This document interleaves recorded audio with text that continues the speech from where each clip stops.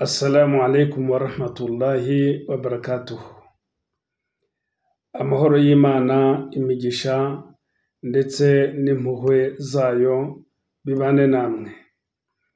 Bavandimwe nshuti bakunze b'ikiganiro cy'amateka y'amadini, twongeye kwishimira kubana namwe muri aka kanya, aho tugiye gukomeza isomo ryacu tureba ibibazo byabaye biri kandi bizahora mu biswe ahlul kitabi, abahawe ibitabo.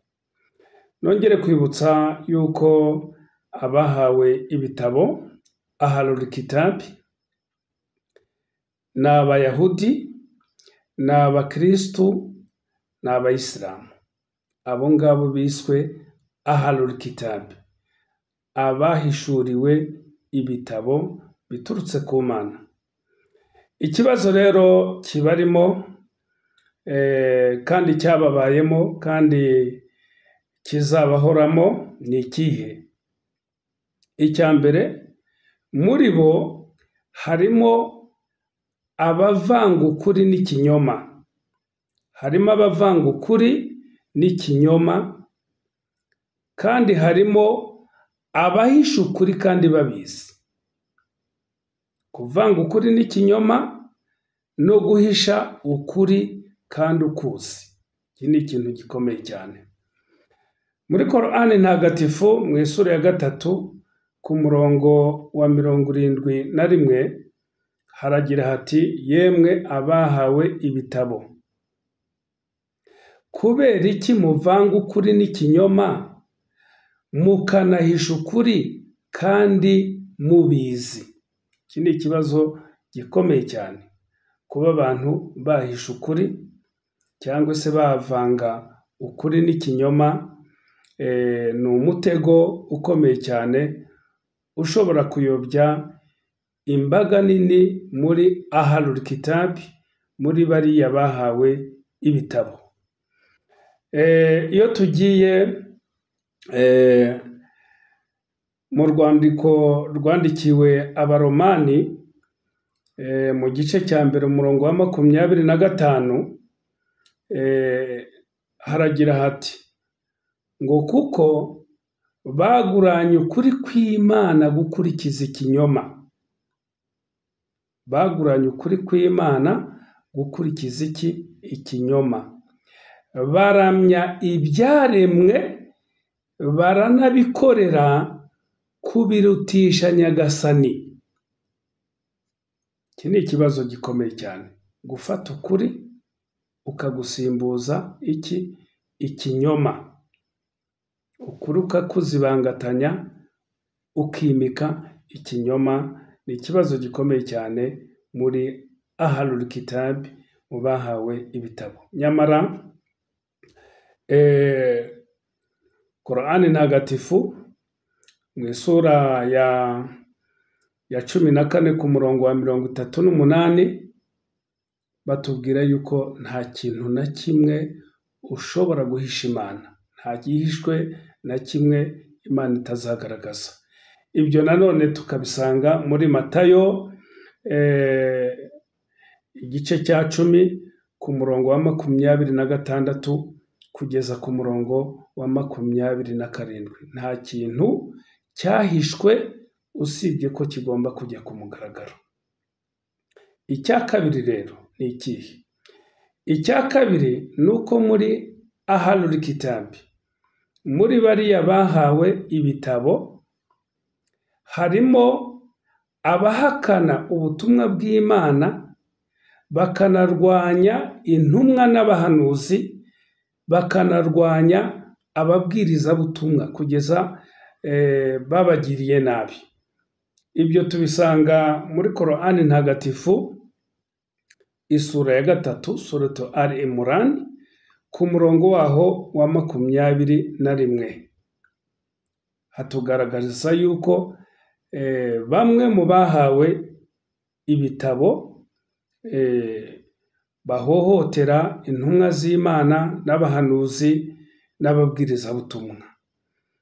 Nanone ibyo tukabisanga mu ivanjiri ya Matayo igice cya 23 ku murongo waho wa 37. Icya gatatu ni ikihe? Muri ba bandi bahawe ibitabo, Abayahudi, Abakristo n'Abayisilamu, harimo abemera bimwe mu bitabo, ibindi bakabipinga bakabihakana. Bemera bimwe mu bitabo, ibindi bakabihakana. Ugasanga hari ibyo bigisha n'ibyo bareka kwigisha. Ibyo nanone tukabisanga muri Korani ntagatifu mu isura ya 2 ku murongo wa 85 kugeza ku murongo wa 86. Tukabisanga nanone muri Matayo 5 umurongo wa 17 kugeza ku murongo wa 19. Hari igihe mu gihe cy'intumwa y'Imana Isa bin Mariyamu, hari abari batangiye kuvuga bati buriya yaje gukuraho ibya kera kugira ngo yimike ibishyashya.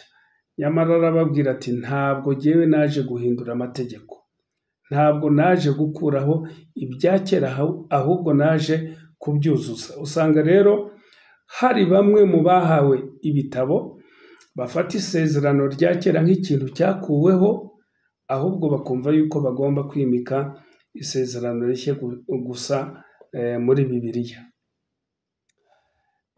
Ikindi nanone twavuga kubemera bimwe mu bitabo ibindi bakabihakana, nuko Korani ntagatifu mu isura ya 5 ku murongo wa 68 ivuga yuko nta kintu Abayahudi baba bashingiyeho cyangwa se Abakristo baba bashingiyeho ku byerekeranye n'ubutumwa bw'Imana, mu gihe badashyize ku murongo igitabo cya Tawurati, isezerano rya kera, igitabo cya Injili, Ivanjiri, ndetse n'igitabo cya nyuma aricyo gitabo cyahishuwe cya Korani ntagatifu. Iyo dusomye mu rwa mbere rw'Abakorinto igice cya 13 ku murongo wa 9, batugaragariza yuko hari ikindi gitabo cyari gitegerejwe kugira ngo cyuzuze ibitari byuzuye neza. Icya kane rero ni ikihe? Ikindi kibazo kiri muri Ahlul Kitab, mu bahawe igitabo, ni ikibazo cyo kurengera imbago z'Imana, kwica amategeko y'Imana. Hari ababa bemera ibiri mu gitabo, ariko amategeko y'Imana bakayica, bakarengera iby'Imana yababujije, ugasanga barimo kubikora.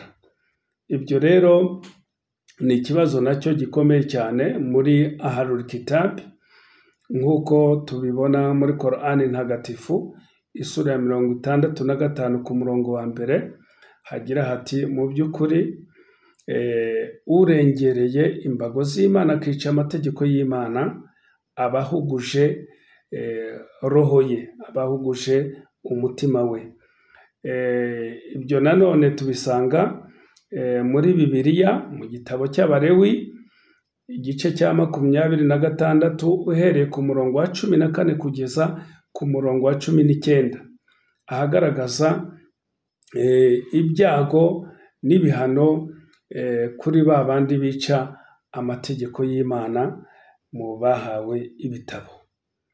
Icya gatanu ni ikihe? Icya gatanu rero mu bibazo biri muri Ahlul Kitab, nuko harimo bamwe bagira ibyo bita uburyarya, hypocrisy, cyangwa se nifaq, ubunafiki, uburyarya. Abo ni ba bandi bavuga ibyo badakora, cyangwa se bakabwiriza abantu gukora ibyo bo ubwabo badakora. Ibyo tubisanga muri Korani ntagatifu mu isura ya 61 surate Safa ku murongo wa 2, no mu isura ya 2 ku murongo wa 44. ibyo nanone byagaragaye mu ivanjiri ya Matayo. Abantu b'indyarya bagaragaye mu ivanjiri ya Matayo igice cya 23 uhereye ku murongo wa mbere kugeza ku wa 3, ugere no ku murongo wa 15 n'umurongo wa 25 muri icyo gice cya 23 nyine muri Matayo.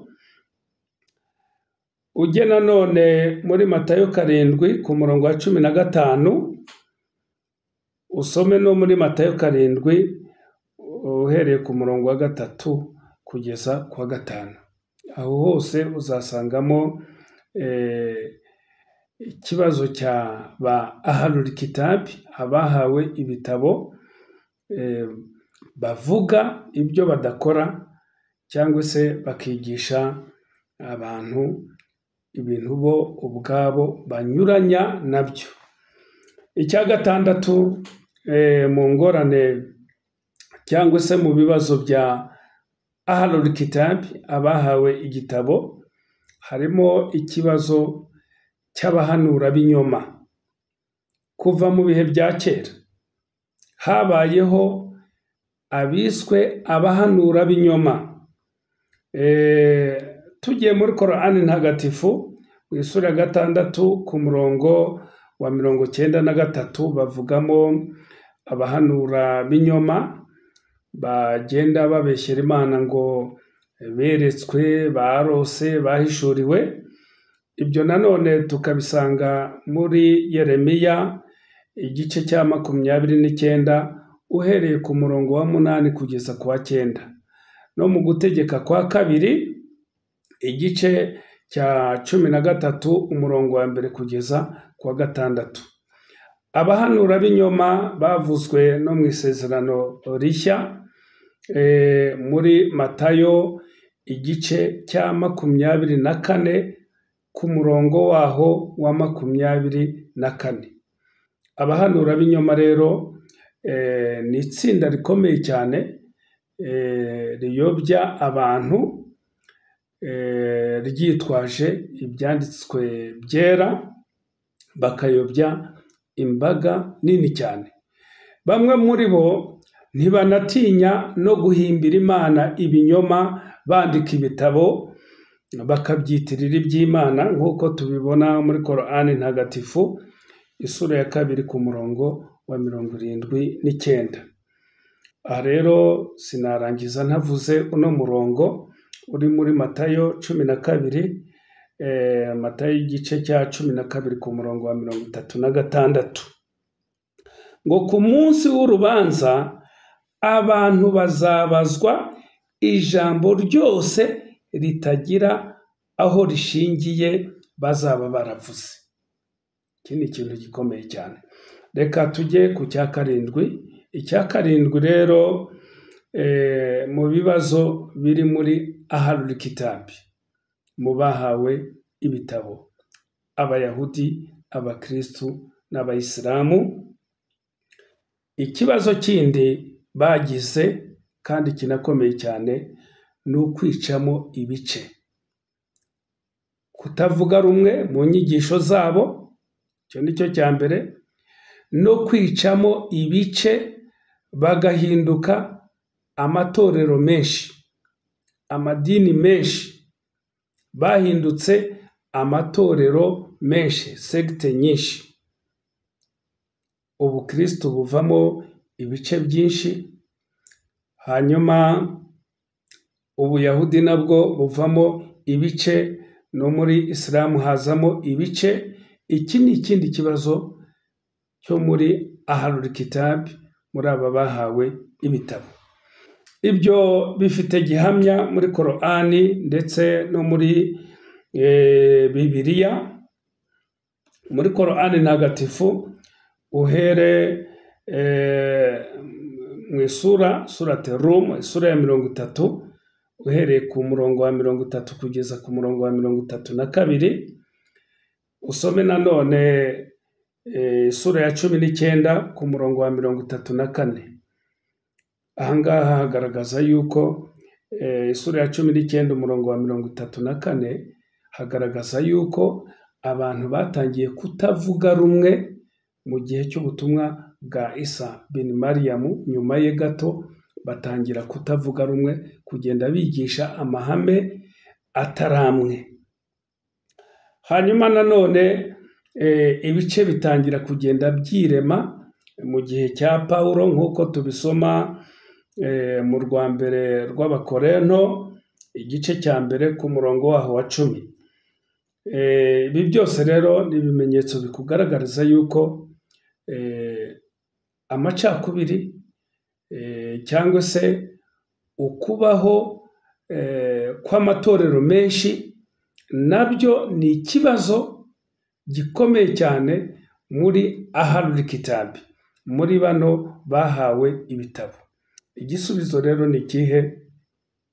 Igisubizo ni mureke ibi bitabo twebwe twemera abahlul kitabi, no kuvuga abakristu, abayahudi n'abayisilamu, ni muze dusubire kuri ibi bitabo twemera, turebe icyo bituganishaho, kuko inzira biganishamo ni inzira igororotse.